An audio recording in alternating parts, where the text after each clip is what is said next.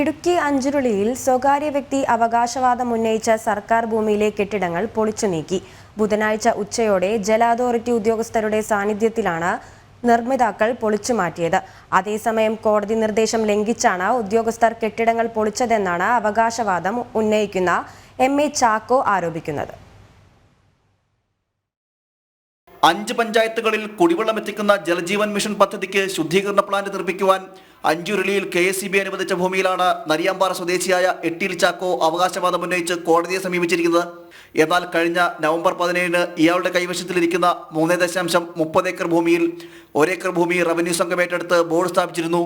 ഈ സ്ഥലത്തുണ്ടായിരുന്ന കെട്ടിടങ്ങളാണ് water authority ബുധനാഴ്ച പൊളിച്ചു നീക്കിയത്. എന്നാൽ കട്ടപ്പന കോടതിയുടെ നിർദ്ദേശം ലംഘിച്ചാണ് ജല അതോറിറ്റി ഉദ്യോഗസ്ഥർ കെട്ടിടങ്ങൾ പൊളിച്ചു നീക്കിയതെന്നാണ് എട്ടിൽ ചാക്കോ ആരോപിക്കുന്നത്. ബുദ്ധിമുട്ടുകൾ വരുത്താൻ വേണ്ടിയിട്ട് ശ്രമിക്കുന്നു. അതിനെതിരെ ഞാൻ കോടതിയിൽ പോയി സ്റ്റേ വാങ്ങി.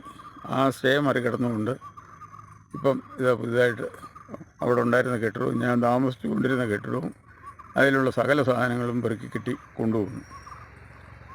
അങ്ങനെ ഒരു നിയമവാഴ്ച യാതൊരു തരത്തിലും അംഗീകരിക്കാത്ത ഒരു ഗവൺമെൻറ്റോ അല്ലെങ്കിൽ മന്ത്രിയുടെ നിർദ്ദേശപ്രകാരമാണെന്ന് നമുക്ക് പല കാര്യം കൊണ്ട് വ്യക്തമായിട്ടുണ്ട്.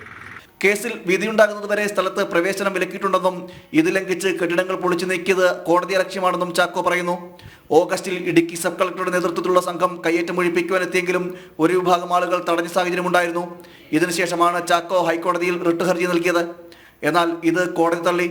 പിന്നാലെ തഹസീൽദാരുടെ നേതൃത്വത്തിൽ സ്ഥലം തിരിച്ചുപിടിച്ച് വാട്ടർ അതോറിറ്റിക്ക് കൈമാറുകയായിരുന്നു. ജനം, ഇടുക്കി.